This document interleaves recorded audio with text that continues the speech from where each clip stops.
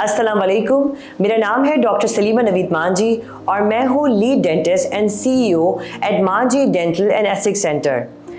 आज हम बात करेंगे एक नए मौजू पे जिसका नाम है टीथ वाइटनिंग, जिसकी बहुत सारे लोग हमारे पास डिमांड्स लेकर आते हैं अपने क्लिनिक के अंदर।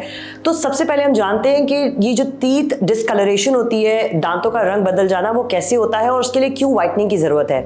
सबसे पहले पेशेंट हमारे पास आता है, बहुत सारे पेशेंट्स होते हैं जिनमें चाय, कॉफ़ी या कोई जूसेस जैसी आदत में वो होते हैं मुब्तला।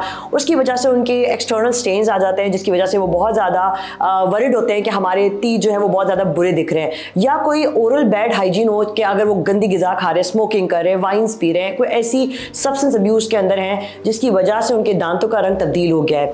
तीसरी वजह ये भी हो सकती है कि कोई डैमेज हुआ है, कोई ट्रॉमा हुआ है जिसकी वजह से आपके दांतों के अंदर नेक्रोसिस या कोई रिब्जॉर्प्शन हो गई है, या बहुत सारे पेशेंट्स के अंदर जेनेटिक डिसऑर्डर्स भी हो सकते हैं। अब अगर इनमें से कोई भी एक वजह है तो उसके अंदर सूरत हाल क्या हो सकती है, हम कैसे करेंगे टीथ वाइटनिंग घर के अंदर। बहुत सारे लोग हमसे पूछते हैं कि घर के कैसे टोटके हैं जो हम कर सकते हैं।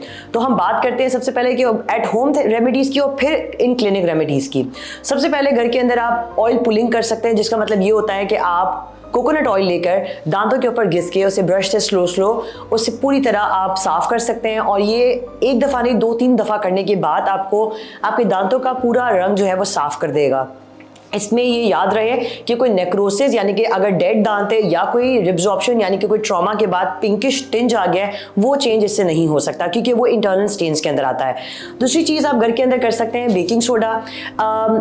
यूजुअली कहा जाता है कि बेकिंग सोडा जो है वो इतना ज़्यादा पेशेंट्स के लिए इतना नहीं होता सेटिस्फैक्ट्री, तो इस वजह से हम कहते हैं कि उसका over use is not good, but एक दफ़ा 2 दफ़ा करने में आपको इस पर कोई भी डिसएडवांटेज नहीं होगा।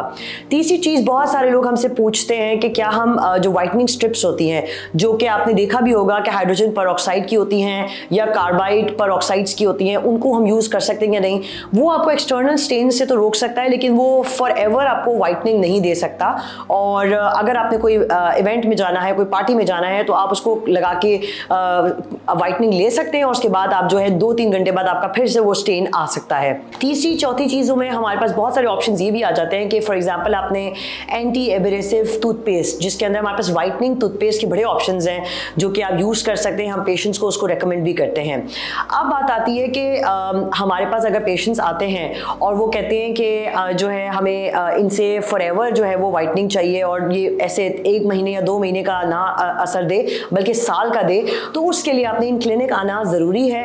इन क्लिनिक में हमारे पास वाइटनिंग ट्रीटमेंट्स होती है जो कि 45 मिनट का पूरा प्रोसीजर होता है। सबसे पहले हम आपके मसूड़े पर एक बैरियर क्रिएट करते हैं और उस बैरियर से आपकी गम्स जो है प्रोटेक्ट हो जाते हैं और उसके बाद हाइड्रोजन परऑक्साइड आपके दांतों पर डाला जाता है जो कि एक्टिवेट होता है एक लेज़र लाइट से।